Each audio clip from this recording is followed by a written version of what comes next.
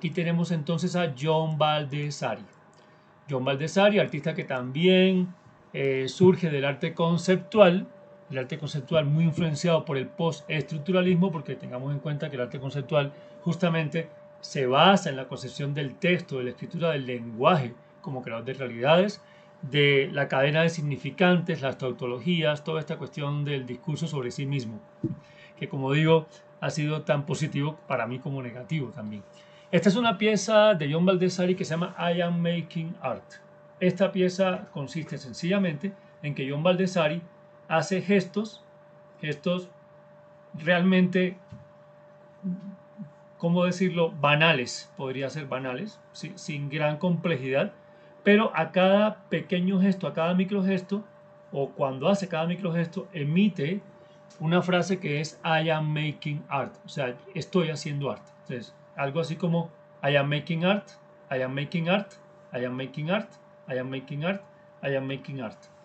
Eso es postestructuralista porque, como ya estoy diciendo, se plantea que no hay nada por fuera del texto y que el lenguaje del texto configura en realidad, ¿no?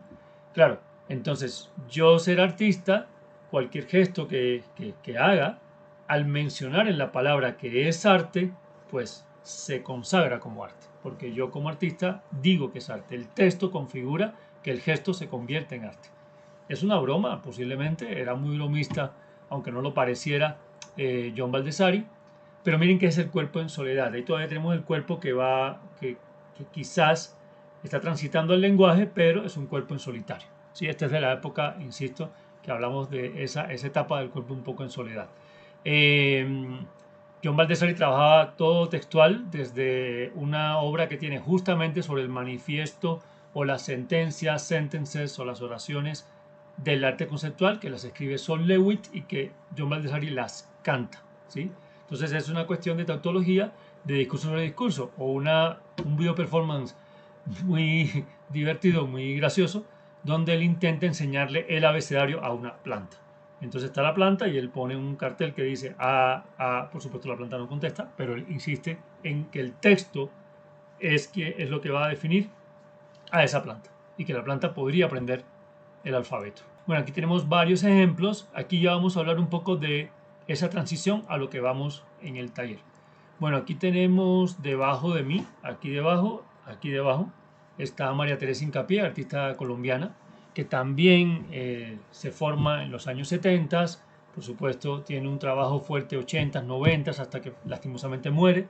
Fue compañera nuestra, colega, profesora en la Facultad de Artes justamente de Bogotá, pero hay una cosa interesante, ella trabaja esta concepción del punto cero, del cuerpo como lugar en sí, pero miren aquí nuevamente la textualidad, o sea, cómo el lenguaje, el discurso, el texto va también a configurar su obra, o sea, también influenciada por esta concepción textual postestructural.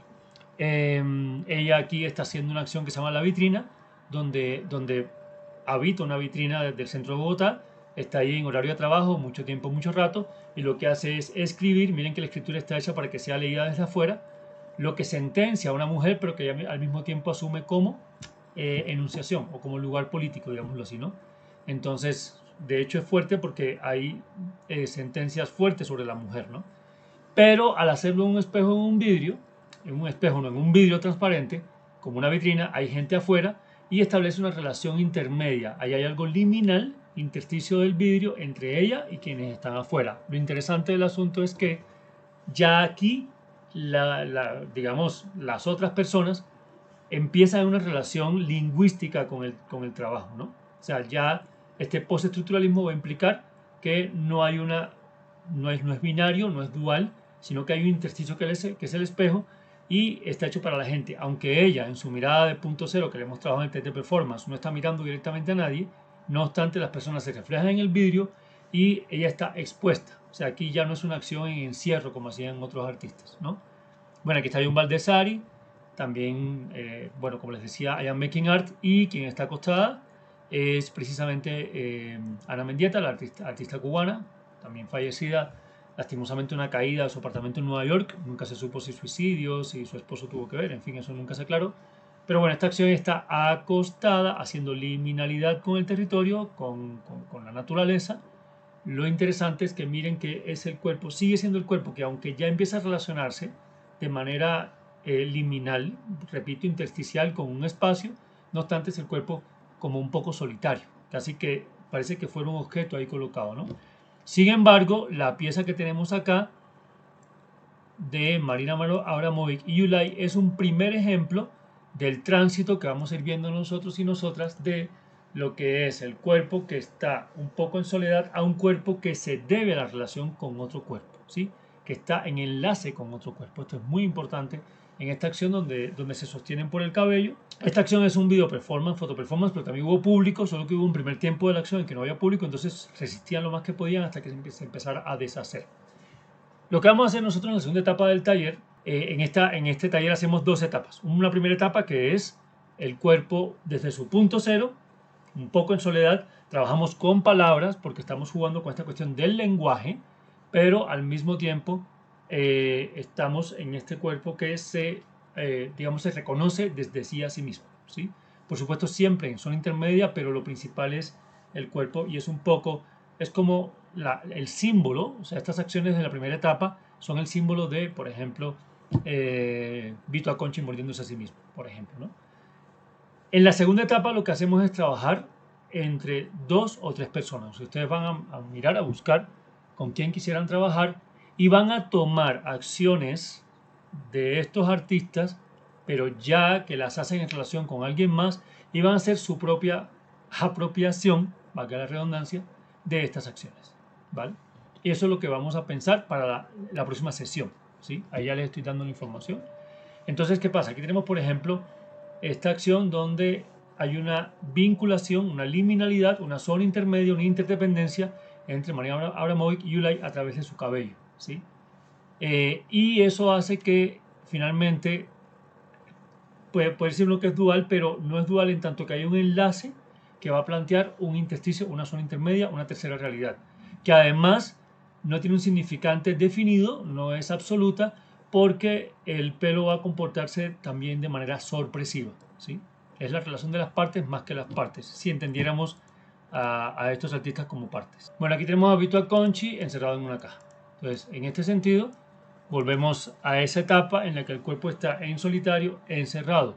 ¿Cuál es la liminalidad de Vito Acconci con el público? Que muchas veces se encerraba, pero si estaba, digámoslo así, en una sala, a través de un video se podía ver su cuerpo. Pero bueno, aquí tenemos el ejemplo que estamos en esta etapa del cuerpo que se encierra en sí mismo en una estructura. Este ejemplo lo quiero tomar casi como símbolo del momento estructuralista, que es mucho más cerrado y que no ha llegado a ese postestructuralismo que va a romper la caja, que va a abrir la caja. Sin embargo, cuando ya uno se sale de la caja, ya empieza la relación sorpresiva con otro cuerpo. Este es otro ejemplo, Marina Abramovic y Yulay, de una acción que está hecha ya no del cuerpo sobre sí mismo, sino en compensación con otro cuerpo. Ahorita van a ver un ejemplo de lo que hacemos en el taller al respecto. Entonces, bien, aquí lo que tenemos es una compensación de fuerzas, que es ese equilibrio, esa compensación, lo único que salvaría, en este caso a Marina Abramovic, que no sé por qué es la mujer la que tiene que ponerse en riesgo, ustedes aquí comentarán por qué lo consideran, lo único que salvaría a Marina Abramovic de la muerte prácticamente es el hecho de que el equilibrio sea perfecto.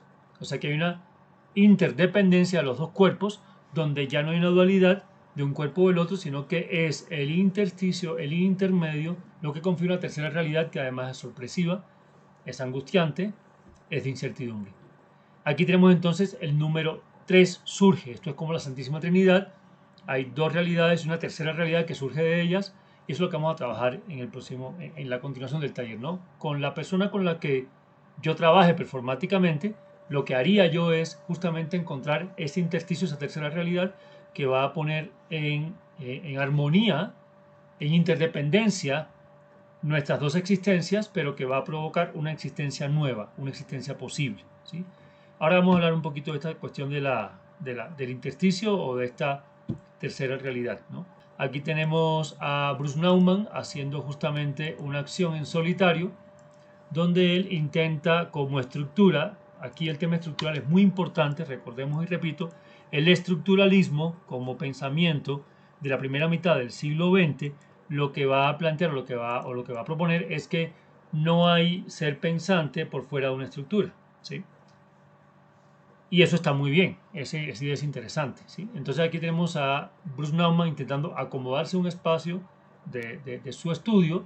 No hay público, no hay nadie más que su propio cuerpo, pero su cuerpo existe en tanto que existe en relación a una estructura espacial que es el estudio. Y lo que lo graba es una cámara en solitario. Entonces tenemos un estructuralismo primario, por decirlo así, donde el cuerpo está en soledad, está sobre sí mismo, pero reconoce que se debe a una estructura. Lo que pasa es que hay una dualidad del espacio y el cuerpo que se intenta superar, pero que no se logra completamente aún en esta etapa. Recordemos que hablando de estructuralismo y postestructuralismo, Jacques Lacan, psicoanalista francés, era considerado estructuralista, pero estos tres elementos nos sirven mucho, porque es lo que vamos a trabajar en esta segunda etapa. O sea, trabajo con alguien más o con dos personas más, pero para entender que es la relación la que da una nueva opción, ¿sí? Entonces Jacques Lacan decía que había una instancia de lo real, que era lo que vivíamos directamente, que era la experiencia que nos afectaba directamente y que era en sí lo real, aquello que no podíamos describir, y que lo imaginario era la manera de ponerlo frente a nosotros como un espejo, pero que finalmente se llevaba a lo simbólico como forma ya alejada de lo real. Pero que había un lugar intersticio, intermedio, en este caso sería el imaginario. Estas tres instancias de reconocimiento de realidad van a ser importantes en esta idea de performance para Charles Peirce. Están dadas por la primeridad, que es la experiencia primera, la segundidad, que es como ese periodo intermedio, y la terceridad, que es ya lo simbólico. Lo que buscamos es ese periodo intermedio. Bien, vamos entonces acá.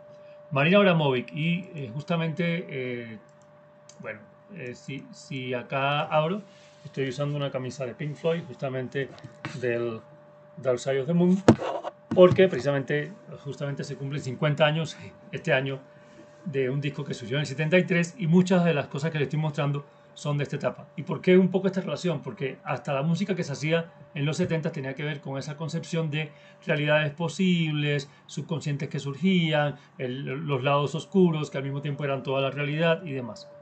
Bueno, María Abramovic hace esta acción que es ritmo cero y ya aquí vamos un poquito más allá. Aunque el cuerpo está en solitario y casi que es un cuerpo objeto porque es un cuerpo que se deja manipular, recordemos lo que se ha visto a Conchi, el cuerpo como objeto, no obstante, es la acción de las personas quienes van al sentido a su acción al performance en sí, al ritmo cero. Ritmo cero se hizo entre 72 y 74 en varios estadios y llegó a este punto máximo donde hasta su vida corrió peligro. Y es importante porque aquí ya lo que tenemos precisamente es ese, esa concepción donde la estructura va más allá, se desestructura, las relaciones y las interacciones ya no son predeterminadas, no son definidas, no son binarias, no son duales, ¿sí? Y surgen cuestiones que pueden ser supresivas, que son inesperadas, que pueden ser arriesgadas. No hay una verdad absoluta, no hay un significado absoluto, todo es subjetivo, todo es lo que se pueda dar y lo que pueda surgir de allí, porque uno se preguntaría cuál es el mensaje de esta performance. No hay un mensaje paradigmático absoluto y esto va más allá de las estructuras absolutas, sino que aquí lo que tenemos es una relación heterogénea, diversa, de múltiples, de diferentes relaciones, pero es intertextual. Es intertextual en tanto que está mediada por símbolos, así sean símbolos que lleguen a la experiencia en sí. Creo que esta pieza es la que más pone en relación, bueno, una de las que más lo pone en relación estas tres instancias, lo real en sí, lo imaginario y lo simbólico que planteaba Lacan, ¿sí? Esta pieza la traigo como ejemplo porque ya aquí empezamos a transitar a lo social, a la relación, a la interacción, ¿sí? Esto ya venía desde el Happening con Alan Capro, pero esta pieza se vuelve importante en su época, en estos años que estamos refiriéndonos, años 70 o pasados años 70. Entonces, bueno, esta es la pieza con la que vamos a terminar la transmisión de hoy, ¿sí? Two-Stage Transfer Drawing. Voy a poner mi imagen acá un poco más pequeña. Esta es la pieza referencial de la etapa a la que pasamos y la vamos a tomar casi como símbolo de lo que sería justamente en los 70s el tránsito de un cuerpo que se queda sobre sí mismo a un cuerpo que se relaciona y que, digamos, de alguna forma también se hace intersticio liminalidad con otro cuerpo, ¿sí? Esta pieza es muy interesante, es muy atractiva y es la que vamos a usar como referencia, por tanto aquí vamos a terminar, pero aquí me voy a detener con esto. Bien. Two-Stage Transfer Drawing, o sea, es un dibujo en transferencia que pasa por dos estadios, ¿sí? Es una actuación, una acción que Dennis Oppenheim, artista de body art, que es diferente, bueno, body art es el tipo de trabajo de cuerpo o arte de cuerpo, acción de cuerpo, que lo que va a implicar es que el cuerpo es soporte, herramienta, medio, fin, lugar, etc. Y que siempre hay huellas que quedan sobre el cuerpo, ¿sí? Two Transfer Drawing documenta una actuación que Oppenheim repetiría varias veces, desde principios hasta mediados de la década de los 70, ¿sí? Un periodo en el que comenzó a crear representaciones a menudo en colaboración con sus hijos. Entonces aquí lo que tenemos es Dennis Oppenheim y su hijo transfiriendo una sensación que se manifiesta en un dibujo. Aquí el tema no es el dibujo, es la transferencia de una sensación. Lo que pasa concretamente es que el hijo dibuja su espalda y lo que él siente lo transfiere a un plano. La forma de transferirlo es la que va a dar cuenta de qué tanto él está percibiendo, captando, conectándose con su hijo. Esta acción habla de un performance que al tiempo que puede ser obra, es proceso de reconocimiento, de ejercicio de taller, de práctica de sensibilidad. De hecho, muchas prácticas han partido de esta acción, de este performance. Prácticas pedagógicas, metodológicas, corporales, de dinámicas, hasta de recreación. Esta cuestión de que se ponen en fila varias personas, entonces una sensación que se transmite jugando un poco al teléfono roto, pero en este caso no es jugar al teléfono roto, no es romper la comunicación, es por el contrario, unirse en una sola sensación, ¿sí? Donde las estructuras, decimos, ya no son binarias, sino que son intersticiales, son liminales, y donde el dibujo puede derivar una consecuencia que no está predeterminada, ¿no? Y no hay un mensaje, hay una experiencia, ¿ok? Como bien dice acá, es un ciclo de retroalimentación sinestésico, ¿sí? En este caso, hay muchas discusiones que se plantean. Primero, bueno, en este caso la relación padre-hijo, que sería muy cuestionada en la época y todavía puede seguirlo siendo, en tanto que se supone que el padre es el logro familiar, que el padre es el que establecería la autoridad y no aflojaría, por decirlo así, a su hijo o a su hija en términos de, ¿cómo decirlo?, en términos de sensibilidades afectivas, corporales, directas, etc., ¿no? Sin embargo, acá se quebranta esa relación, pero además de que se va más allá de la relación filial y se hace una relación más sensorial, más afectiva, más directa, más corporal, el padre incluso desnuda su torso, ¿sí? Más allá de eso, tenemos que no solamente el padre va a tener influencia sobre el hijo, sino que el hijo ejerce influencia sobre el padre. Y esto es muy importante en términos de quebrar ese paradigma que llamaríamos de alguna forma generacional, pero que ha sido un mecanismo también de poder bastante fuerte. Aquí también entramos a una cuestión donde se rompen estructuras, ¿no? No obstante, a pesar de su avance y su desarrollo, Dennis Oppenheim está inscrito en un contexto donde la genealogía todavía rige, todavía influye, ¿sí? Todavía la relación es padre-hijo. La transferencia de memoria, de herencias entre padre e hijo, relación filial o de sangre, digamos, ¿bien? Pero vamos a este ejemplo de acá que nos acerca mucho más al referente que vamos a trabajar en el taller. Y es este del grupo ENEMA. El grupo ENEMA fue un grupo de performance de estudiantes del Instituto Superior de Artes en Cuba, el ISA, ¿sí? Que en abril del 2001 hacen esta acción que se llama dibujo calcado en 9 etapas. Quiere decir que toman la experiencia de Dennis Oppenheim, pero plantean que está en una etapa postestructural, ya no mucho menos genética que el caso de Dennis Oppenheim, ya está en una etapa donde las relaciones son más sociales, donde hay familias sociales, donde hay contagios sociales, donde la familia no tiene que ser consanguínea, es más rizomático, es más deleuziana la etapa. Deleuze y Guattari hablarían de esto, hablarían de los contagios que no tienen que ser filiales, que son contagios sociales, por más de una familia, por empatías políticas o sociales, y eso hace Enema, ¿bien? Y hace este ejercicio de transmitir un dibujo en la espalda, de espalda a espalda, pero primero lo hace en esta familia que ya no es filial, es una familia social, es una tribu que se arma a partir de empatías artísticas y políticas, creo que estoy en medio de la imagen, pero además lo otro es que lo lleva al espacio abierto, lo lleva a la ciudad. Entonces ya aquí también la estructura se abre, recuerden que hablamos de esta relación postestructuralista, se abre al espacio abierto, al contexto, a la ciudad, ¿no?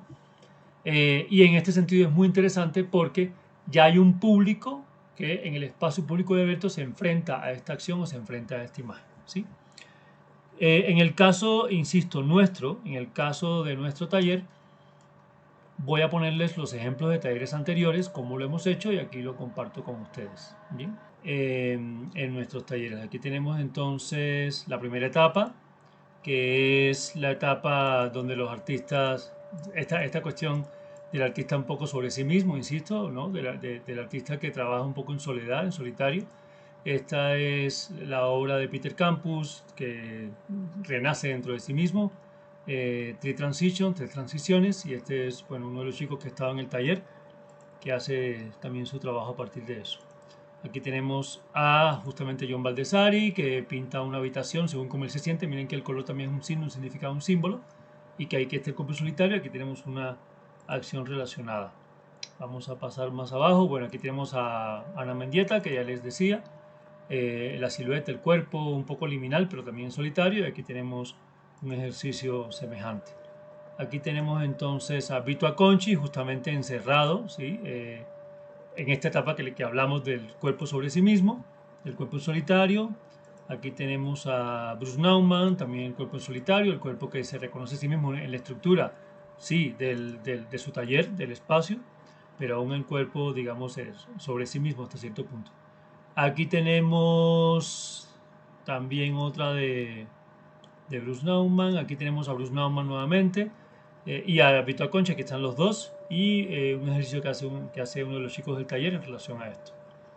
Pero aquí ya empezamos con las relaciones de mirada, las relaciones entre dos personas, las relaciones de intersticio entre dos personas, ya las estructuras que no son, digamos, en este sentido como duales, sino que crean relaciones entre dos personas. Y aquí tenemos la transferencia. Entonces, esta segunda etapa se llama transferencia, y lo que hacemos en el taller es que después de pasar por la etapa en la que cada quien hace una acción en solitario, como en esta cuestión de su propia estructura, vamos a la postestructura, que insisto es diversa, es variada, etc., y que toma como referencia en esa transición del cuerpo solo al cuerpo social, lo que ya les presentaba precisamente de Dennis Oppenheim.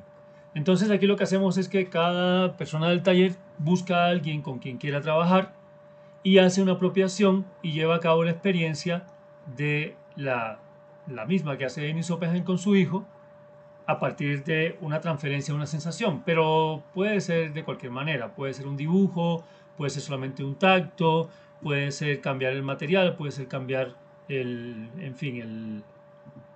la forma de hacerlo. Hay muchas maneras de interpretar y apropiar, por decirlo así, esta transferencia, ¿sí? Puede ser una sensación incluso táctil, sonora y demás. Lo importante es cómo yo logro transferir una sensación a alguien.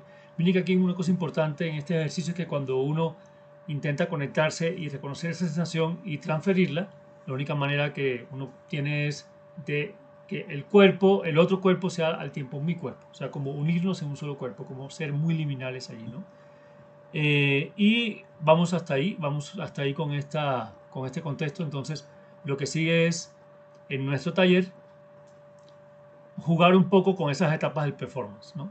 Hacer la parodia, la analogía, como quieran llamarlo, a ese etapa años 60 o 70, donde el performance era un poco cuerpo en solitario, pasar a la etapa donde interactuamos con otro cuerpo, ¿sí?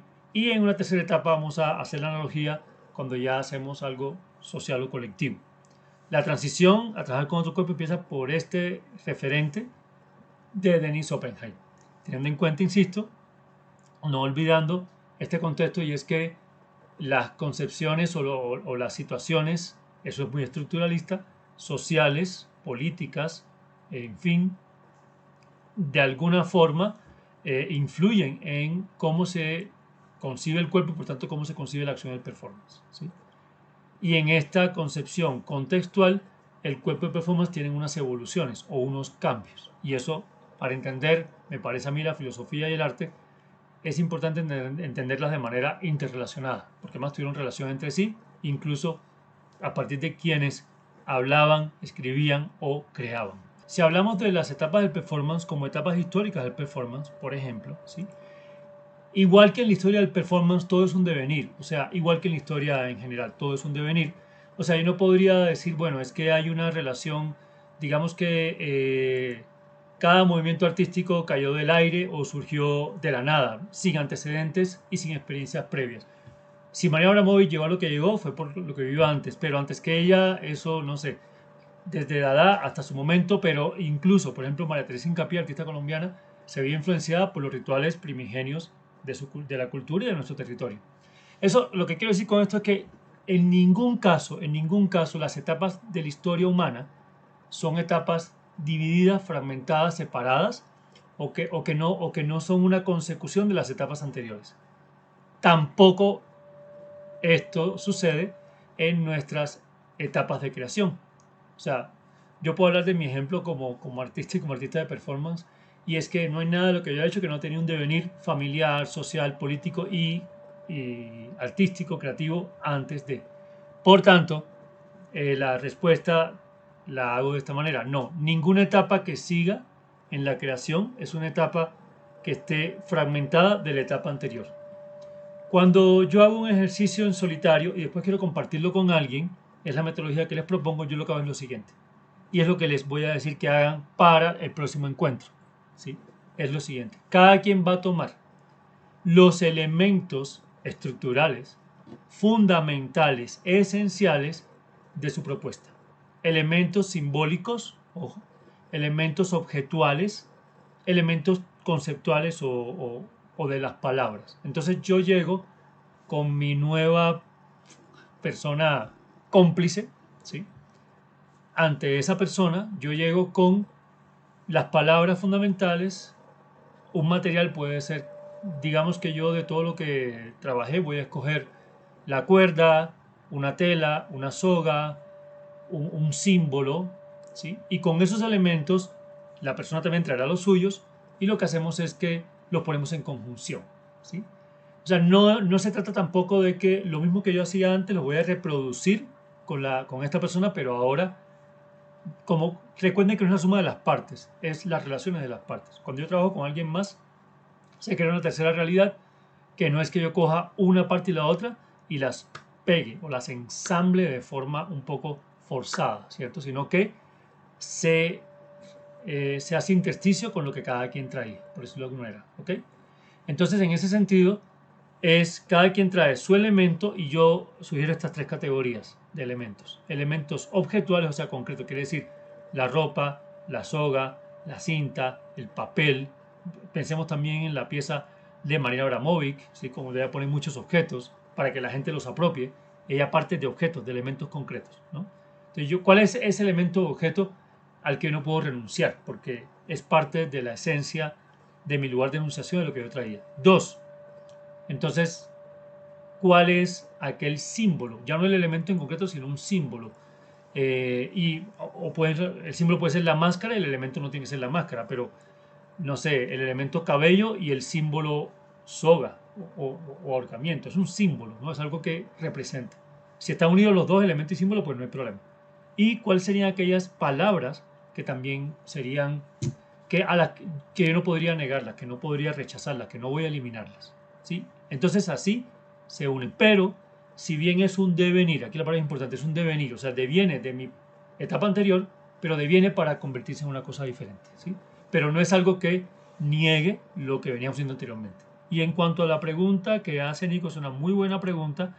¿Cuándo sé si el otro cuerpo es mi cuerpo? ¿Cómo saber hasta qué punto el cuerpo de otra persona es mi cuerpo? Bueno, esa pregunta es muy poderosa. Y les diría lo siguiente. No, corrijo algo. Estas relaciones de intersticio entre cuerpos no son relaciones de posesión ni de control. Recuerden que el estructuralismo, y así pensaba pues Levi Strauss, etc., planteaba que somos seres pensantes en relación y por consecuencia de una estructura. Pero esa estructura tenía elementos jerárquicos o de poder, que es la crítica que hace después Michel Foucault como postestructuralista, ¿sí? Las relaciones de poder.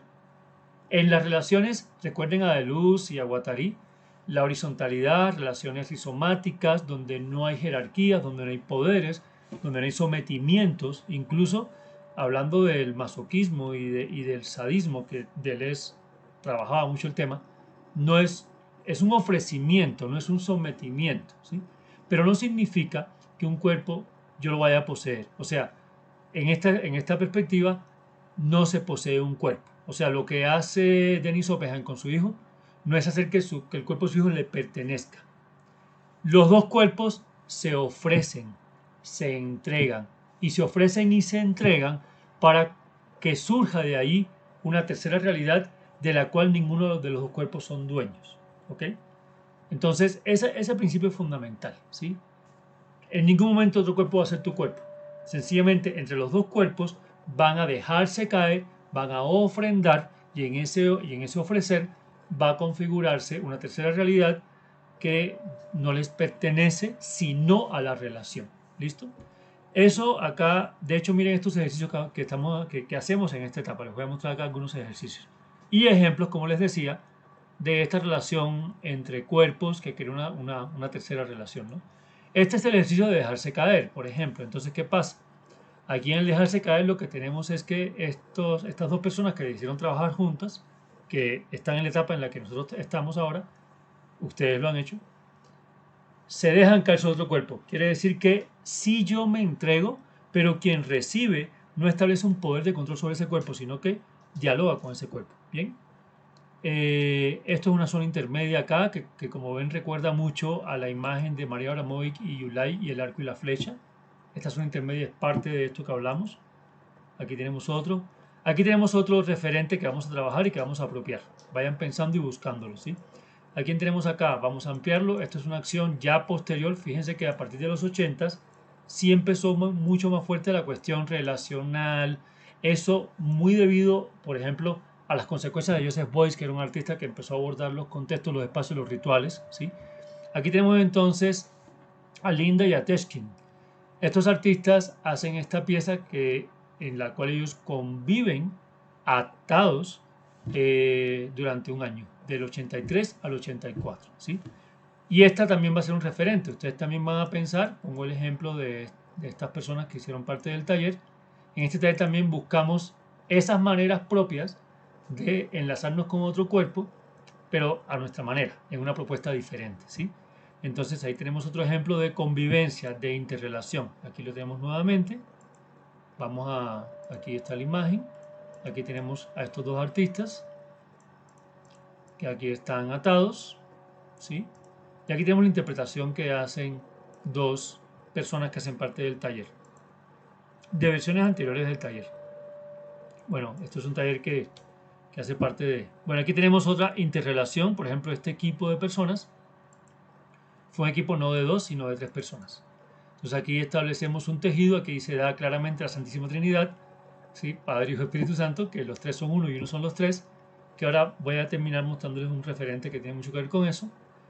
Y cómo la atadura se convierte también en una relación, ¿no? También basándose, insisto, en la pieza que ya les mostraba anteriormente, donde la atadura, en lugar de ser un sometimiento, es una relación creativa, ¿sí? Fíjense que ahí interesante la relación de sometimiento, ¿no? Bueno, aquí tenemos también la otra imagen donde se dejan caer estas tres personas, se dejan caer en una interrelación, digamos, relacional o de intersticio. Tenemos otro ejemplo acá y tenemos este ejemplo, una pieza muy bonita que hicieron dos personas que hicieron parte del taller, entre ellas dos, y miren cómo aquí el tejido, la transferencia de tejido, se convierte en algo mucho más elaborado. De hecho, de aquí ya salió su propuesta como tal, ¿sí? Ellas no sabían tejer, de hecho tuvieron que aprender a tejer y enseñarse mutuamente, aprender con sus mayores de familia. Y la acción consistió en que una tejía y la otra destejía. Otra manera también de interpretar el asunto, ¿vale? Para contextualizar y decir que sí, parte de esta propuesta es que los textos que ustedes tengan escritos anteriormente, los procesos escritos, siguen siendo importantes porque se identifican entre sí las palabras y las cosas, ¿sí? Entonces ustedes parten de los textos escritos anteriormente, de sus escrituras, sus textos poéticos, para llegar a encontrarse con alguien y escoger de esos textos las palabras que serían como las palabras para presentarte con esa persona, ¿no? a las que tú no renunciarías. Porque además, lo que uno hace en esta metodología que lo hicieron estos artistas también en muchos momentos, y sobre todo los artistas que trabajan en movimientos artísticos, es que van a hacer un texto en conjunto, uniendo palabras de los dos textos individuales, en conjunto con la persona con la que trabajen o las personas con las que trabajen, ¿vale?